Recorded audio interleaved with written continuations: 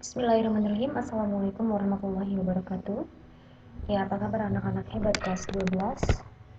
Ya, di sini Ibu akan menjelaskan mengenai subbab yang akan kita pelajari di pertemuan ke-13 ini mengenai fungsi naik dan fungsi turun. Jadi untuk fungsi naik dan fungsi turun yaitu fungsi yang grafiknya digambar dalam arah turun disebut fungsi turun. Begitu juga sebaliknya ya. Kalau misalnya dia dalam arah naik itu berarti disebut dengan fungsi naik. Fungsi naik ataupun fungsi turun, dan ada lagi satu lagi disebut dengan fungsi diam atau stasioner. Itu adalah kondisi dari turun pertama suatu fungsi pada suatu interval tertentu. Jadi kondisi tersebut itu ada yang seperti ini. Jika f aksen x bertanda positif atau f aksen x-nya ini lebih besar dari 0, maka kurva fungsi dalam keadaan naik disebut fungsi naik. Namun apabila f aksen x-nya ini kurang dari 0 atau bertanda negatif, maka kurva fungsinya itu dalam keadaan turun ya. Tetapi kalau misalnya f aksen x-nya ini netral atau sama dengan 0, berarti dia adalah diam. Dalam keadaan diam disebut dengan fungsi tidak turun juga tidak naik, atau kita namakan dengan stasioner.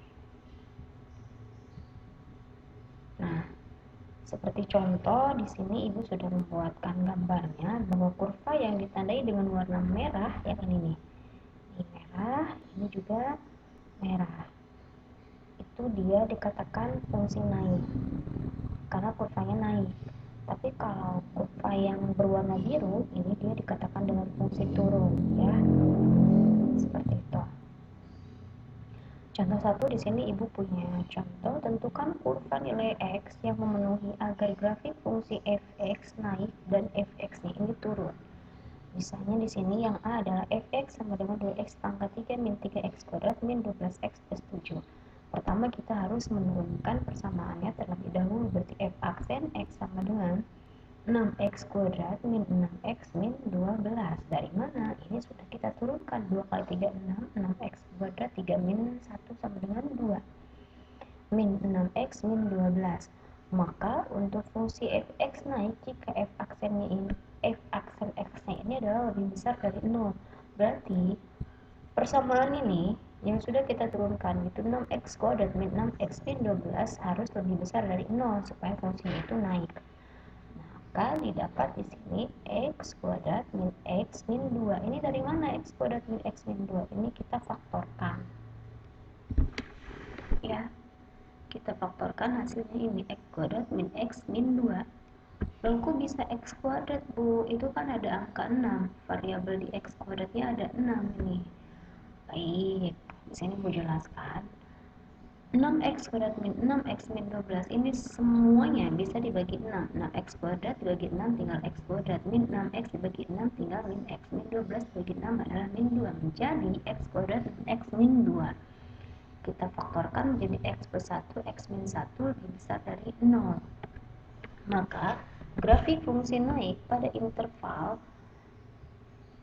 x kurang dari min 1 atau x lebih dari 2 gitu ya. Kalau misalnya kita sama dengan kan di sini berarti x itu sama dengan min 1, yang ini x sama dengan 2. Jadi kalau sama dengan min 1, jika nilai x-nya ini min 1 berarti dia kurang dari tandanya. Kalau x-nya ini sama dengan positif 2 berarti dia lebih besar. Nah, untuk fungsi turunnya berarti dia harus lebih kecil dari 0. Kalau menurut Ibu tinggal dibalik ya ini. Karena caranya semuanya sama.